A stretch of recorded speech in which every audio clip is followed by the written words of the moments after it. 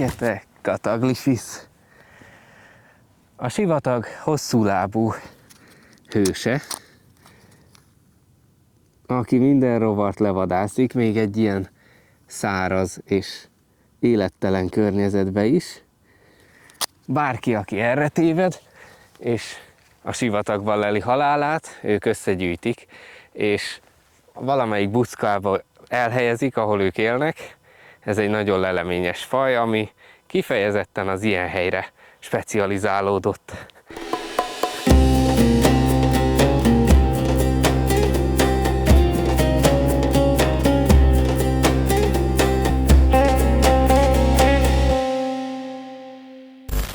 Az előző részt ott hagytuk abba, hogy megpróbáltunk délfelől eljutni a Tokodi vízeséshez, azonban a sűrű bozót és egy hatalmas árok az utunkat állta és besötétedett.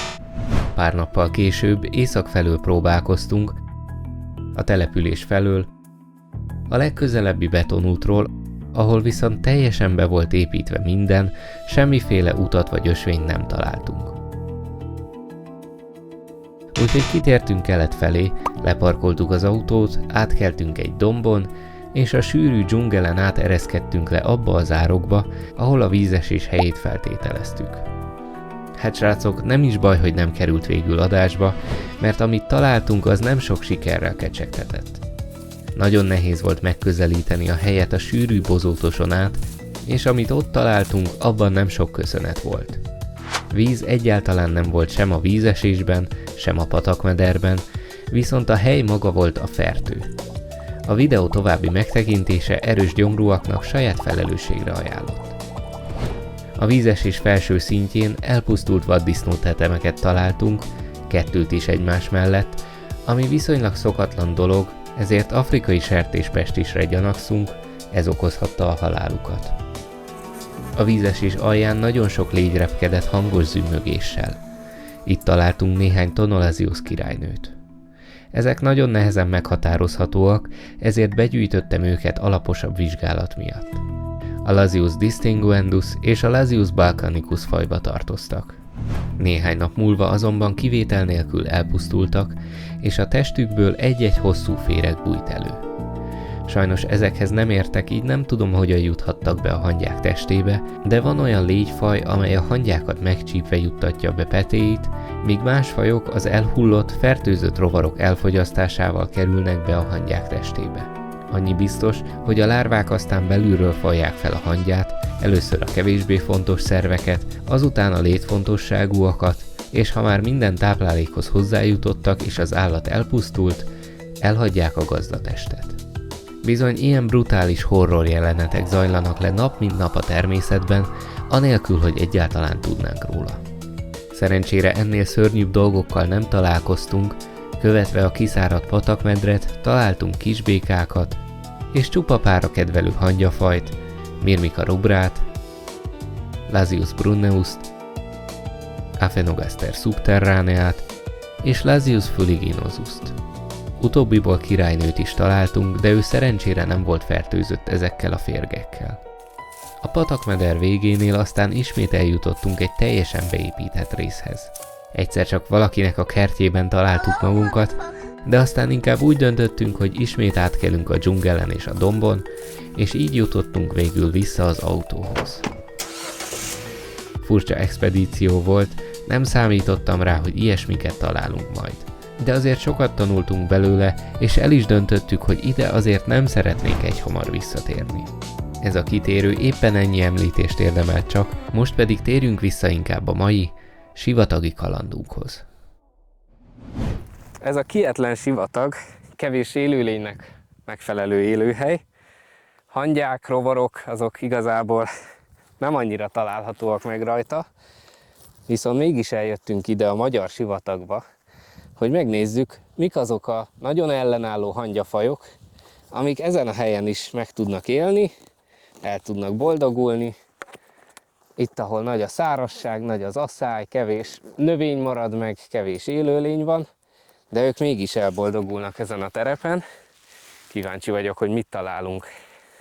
Fülöpháza mellett vagyunk.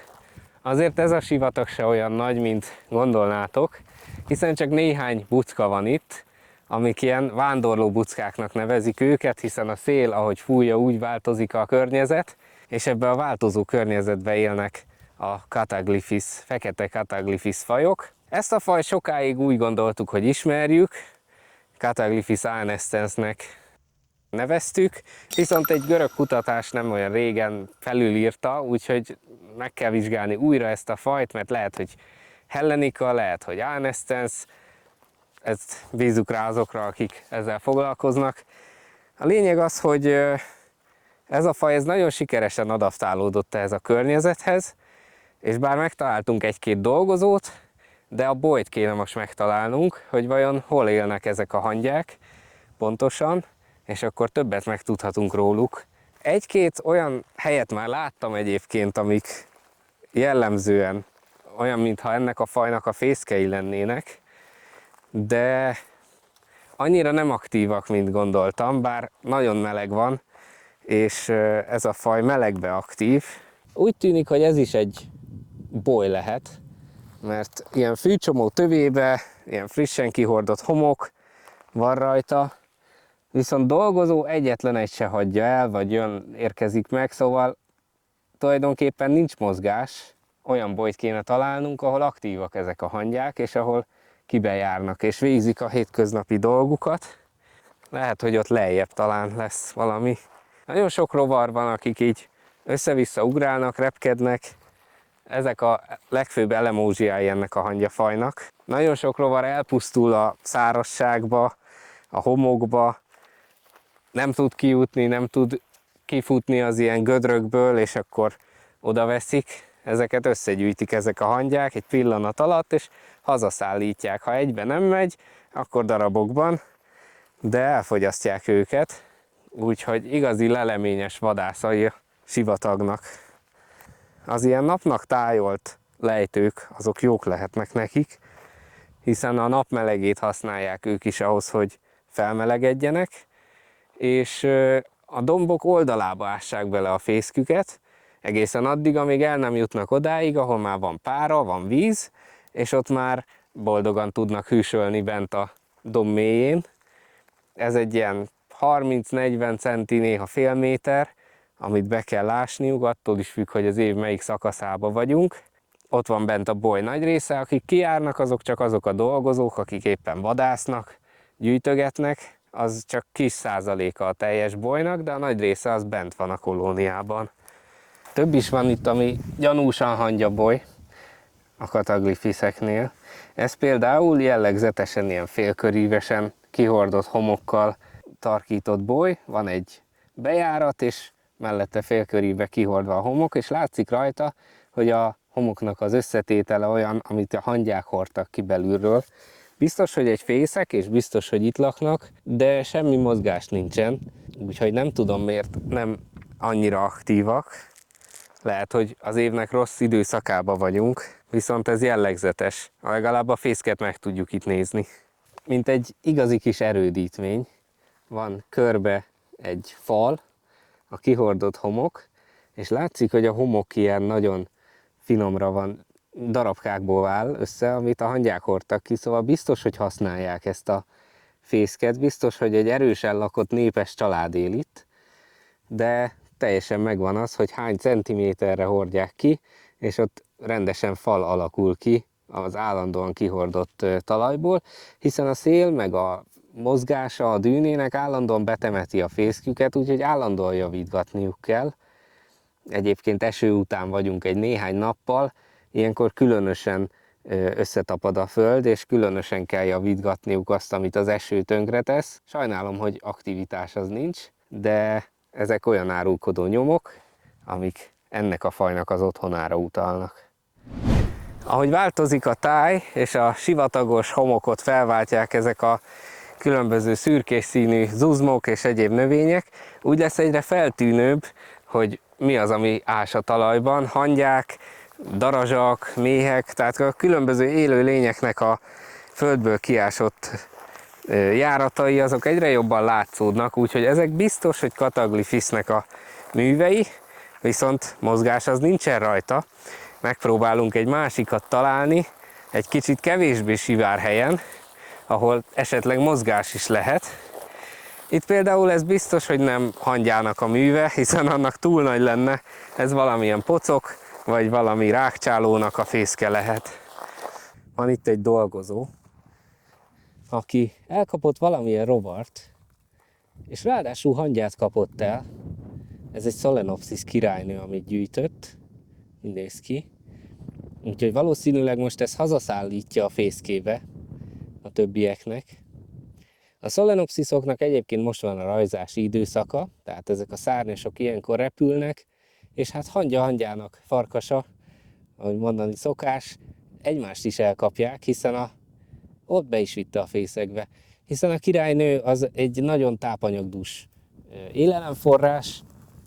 A kirepülő hangya királynő arra van felkészítve, hogy ő kinevelje az első dolgozóit, úgyhogy neki nagyon sok tápanyag van a szervezetébe, ami más hangyáknak hasznos.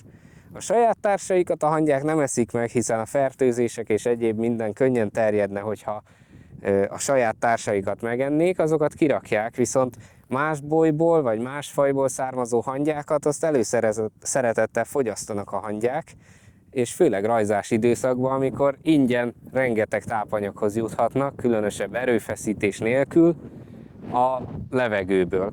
Itt van a fészkük, és itt van a félkörbe kihordott homok, és itt a fűcsomó alatt lakják a hangyák, onnan járnak ki.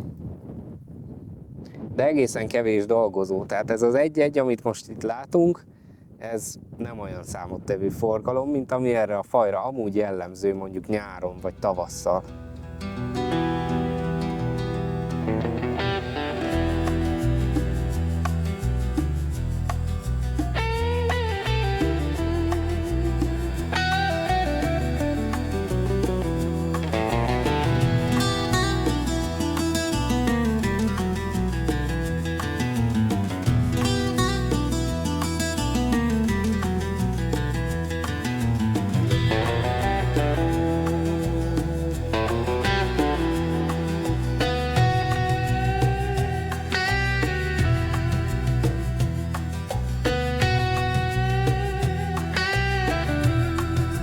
Kopár tájon tulajdonképpen csak ezek az ősborókás oázisok, amik megtörik a tájat.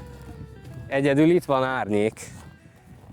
Arra vagyok kíváncsi, hogy körülötte más fajok élnek-e, hiszen egy teljesen másmilyen környezet, mint a sivár pusztaság.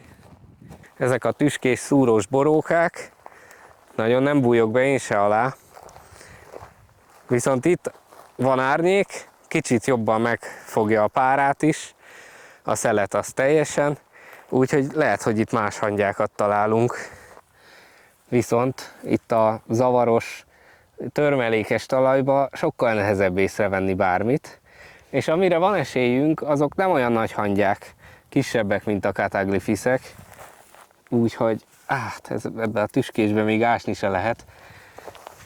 De hogyha valami tereptárgyakat találok, az alá be tudok nézni. Még letérdelni is nehéz, mert egyből beleállnak a kicsi tüskék. Igazából ez olyan, mint a fenyő. Ilyen tűlevelei vannak. Viszont itt vannak ilyen picike helyes kis bolyok, ami biztos, hogy valamilyen hangyának a bolya. Ott láthatjátok, teljesen körbe kihordták. Ez egy katalógusbeli hangyaboly, tehát rajzolni se lehetne szebbet, annyira tipikus a kihordott talaj, és van rajta valamilyen élőlény, ott most bújt be. Ez egy Tetramorium faj, gyepi hangyafaj. Sok ilyennel találkoztunk, és ezeket általában nehéz határozni, viszont nekem van egy gyanúm, hogy ez milyen faj lehet. Ez egy jellegzetes faj, de ahhoz meg kell vizsgálnunk egy dolgozót, és meg kell várnunk, hogy előjöjjön. Legalább egy nagyítót addig készítek. Nagyon aprócska, ezért gyanús nekem, hogy ez nem sima Tetramorium, hanem ez bizony a Tetramorium hungaricum, ez neki a latin neve, és ez egy jellegzetes faj, hiszen a többi Tetramoriumhoz képest viszonylag sima, kevésbé barázdált a felszíne és az egész teste, kisebb méretű, és kifejezetten ilyen meleg, napos környezeten él, kicsi bolyokat alapít, tehát ez egy sokkal szolidabb gyepihangya-faj, mint a legtöbb, ami például a konyhánkban van, ez nem fordulott elő, de nagyon jellegzetes, hogyha a közeli képeken megnézitek, akkor erről a sima fejfelületéről könnyű megismerni.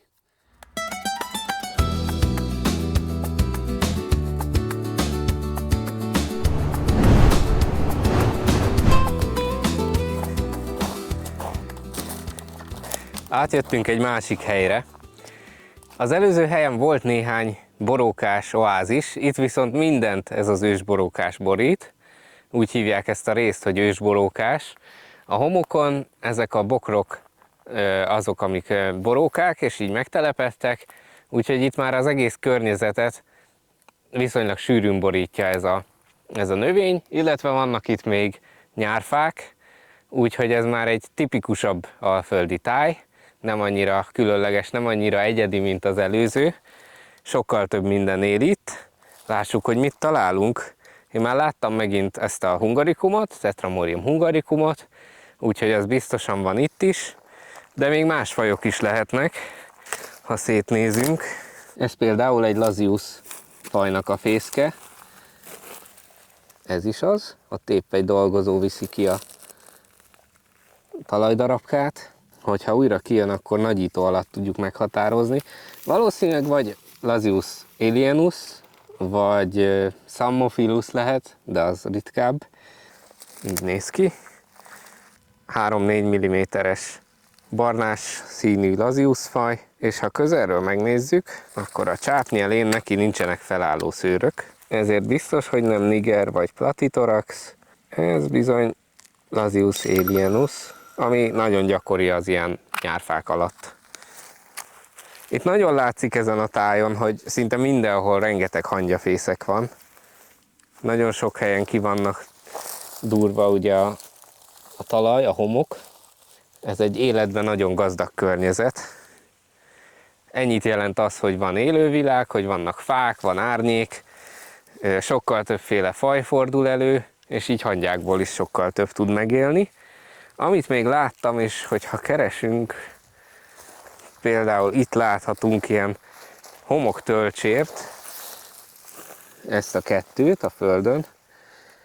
Ez a hangyalesőnek a csapdája, ami úgy kapcsolódik a hangyákhoz, hogy ő csapdát állít nekik. Ezeken az útvonalakon általában mászkálnak a hangyák, belejutnak ebbe a tölcsérbe, ott mivel a homok lefele dúródik, ezért nem tudnak könnyen kijutni, és mint a horror sztorikban, az alján van egy szörnyeteg, aki elkapja őket.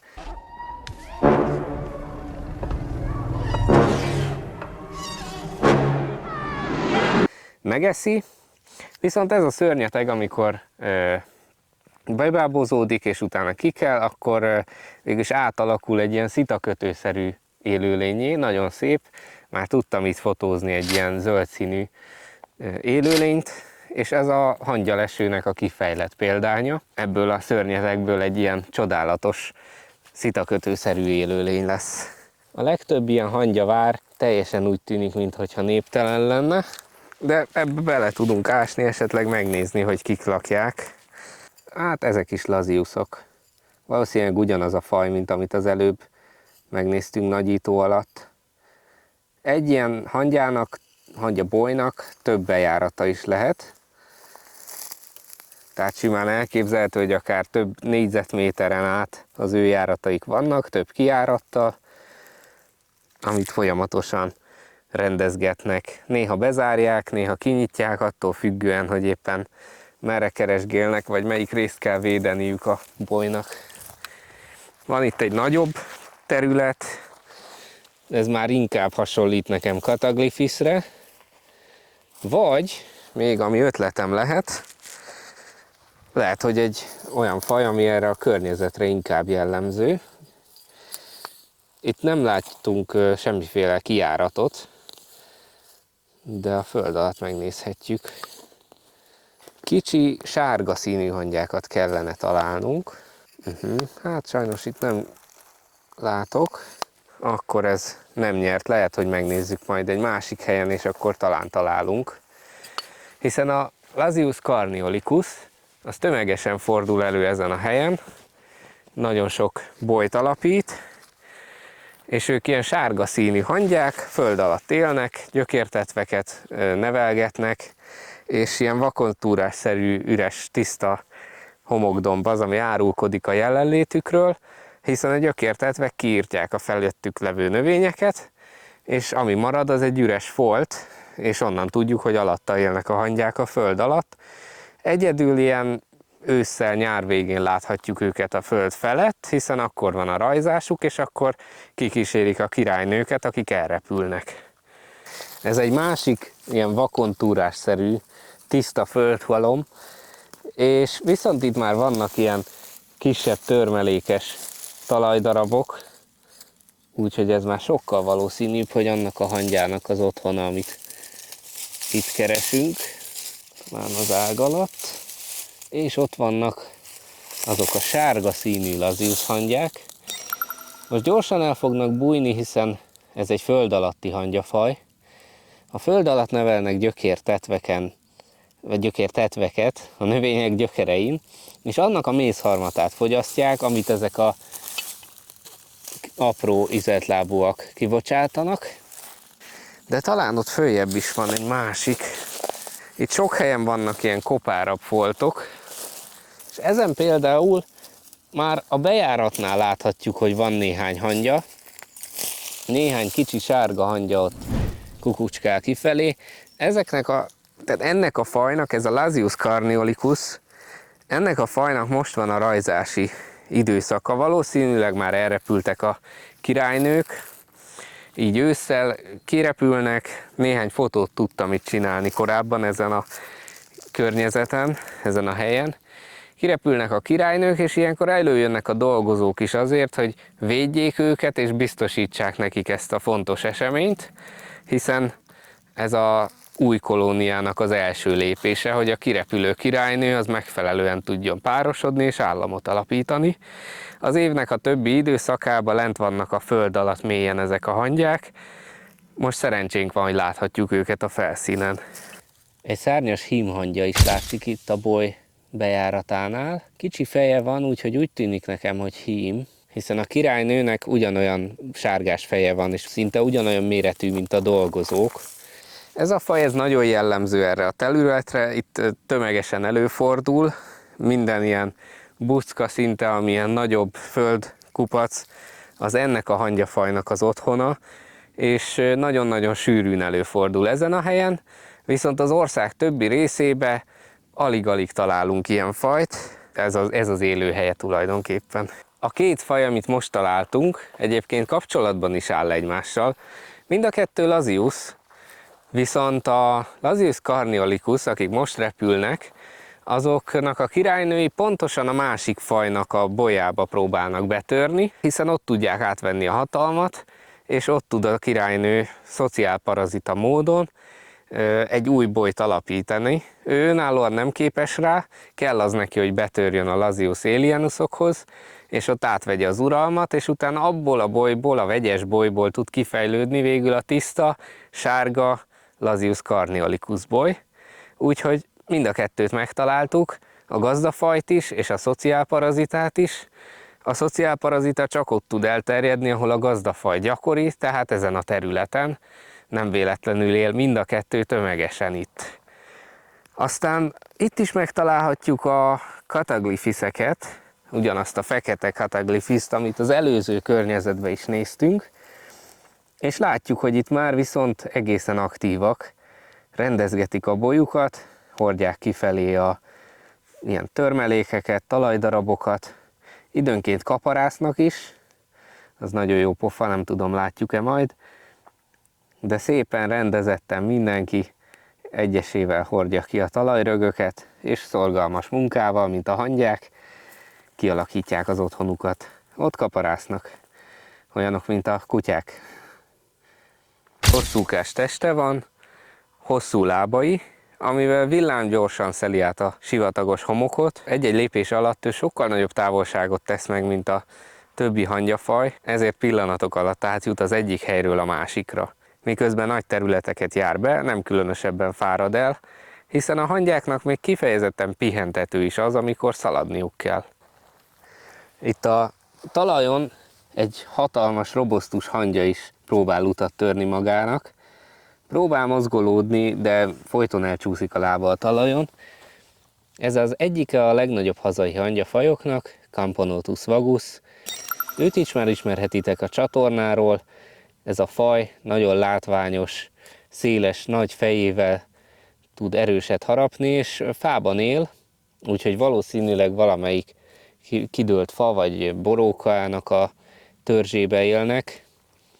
Gyakori faj, az egész országban megtalálható, és nagyon látványos, úgyhogy mindig érdekes megfigyelni ezt az óriást, ahogy utat tör magának talajszinten, az avarba, a földön, a homokon. Ahogy véget ér ez a borókás terület, egyből kezdődnek a nyárfák és az akácfák, úgyhogy egy egészen különleges tájegységről indultunk, amit végül is egy egészen hétköznapi, tipikus alföldi tájegység követ, és egyébként nagyjából a fajokból is ezt láthattuk, hogy egész különleges fajoktól jutottunk el a vaguszig, ami egy teljesen hétköznapi faj. Egyébként én Kecskemétről származom, az Alföld porában nevelkedtem, úgyhogy nekem ez a legtipikusabb ilyen otthoni környezet, jó volt ide visszatérni, ahol ezt a tipikus ilyen nyárfás, tiszta erdőt találjátok. Nem túl fajgazdag, viszont nem is nagyon lehet benne eltévedni, és nincsenek sziklák, nincsenek nagy szintkülönbségek, teljesen tipikus környezet, úgyhogy itt már teljesen tipikus fajokat tudunk találni. Egyből az úton találhatunk is érdekes fajt, ez ugyanaz a Lasius carniolicus, akit már láttunk, és akit már említettem, hogy tömeges ezen a helyen, és ők is éppen szárnyasokat igyekeznek kiküldeni a levegőbe. Erről szól most az ő szorgalmas munkájuk, hogy az új generáció kirepülhessen biztonságban, és betörhessen egy Lasius alienus bolyba, ahol utána a királynő államot tud alapítani. Nem kell nagyon különleges hely, látjátok, egy útnak a közepén, a két keréknyom között tökéletes nekik, hiszen ide jut elegendő napfény, és még ha autók mennek is néha, de többnyire zavartalan ez a középső rész, ahol el tudnak boldogulni, és mivel a föld alatt élnek, nekik aztán tök mindegy, hogy ki megy fölöttük a nyár többi időszakában. Itt van még egy ugyanolyan boly, és szerintem amíg el nem érjük az erdőt, ezek ismétlődnek sorban egymás után, hiszen ez egy nagyon gyakori faj ezen a helyen. Itt van még egy, szinte néhány méterenként. Nagyon sok hangyaleső is van. Ez már egy másik hangyának lesz a bolya, lehet, hogy Tetromorium vagy Lasius, de itt most nem látok semmiféle mozgást.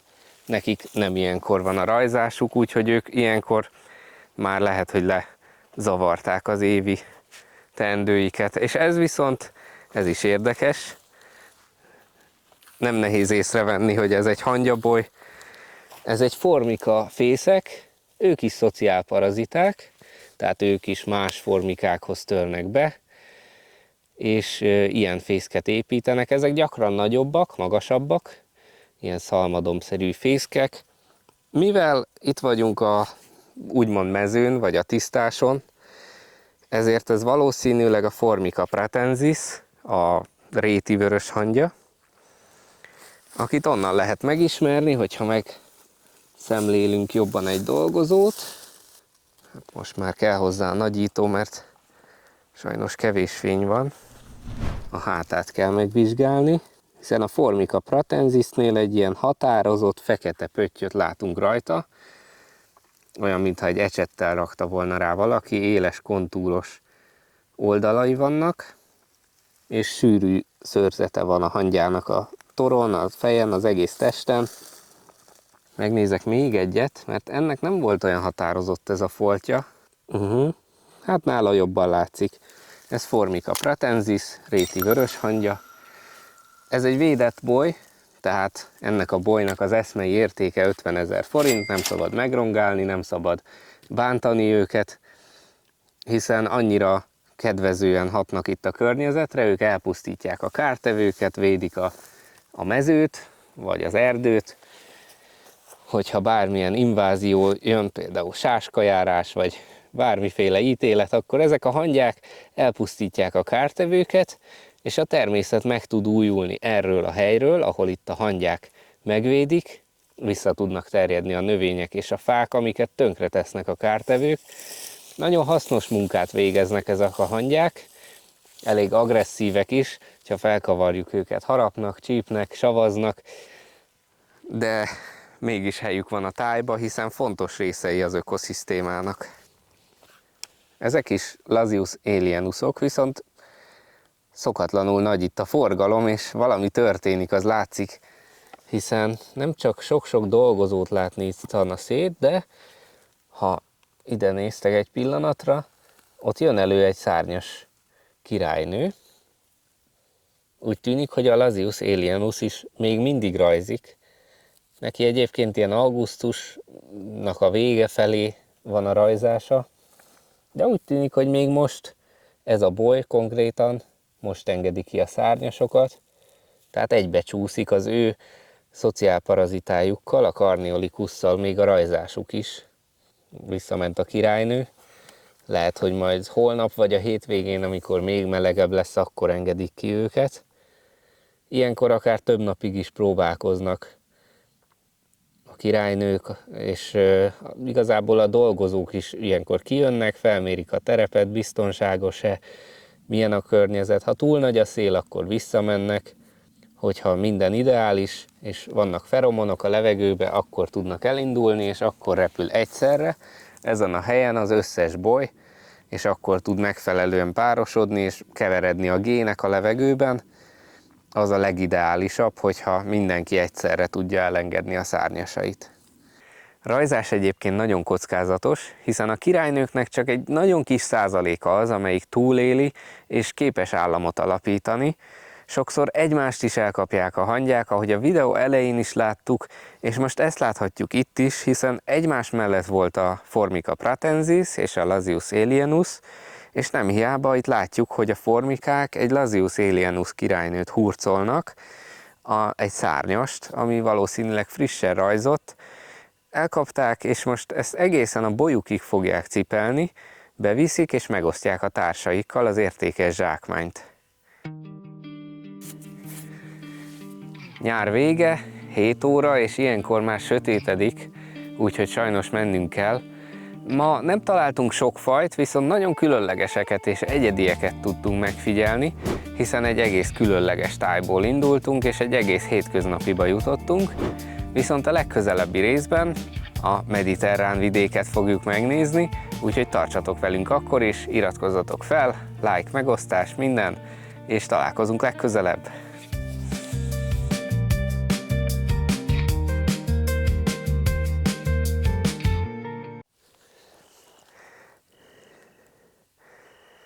Sajnos a kígyókhoz nem annyira értek, de megnézzük majd, hogy milyen faj utólag a felvételek alapján.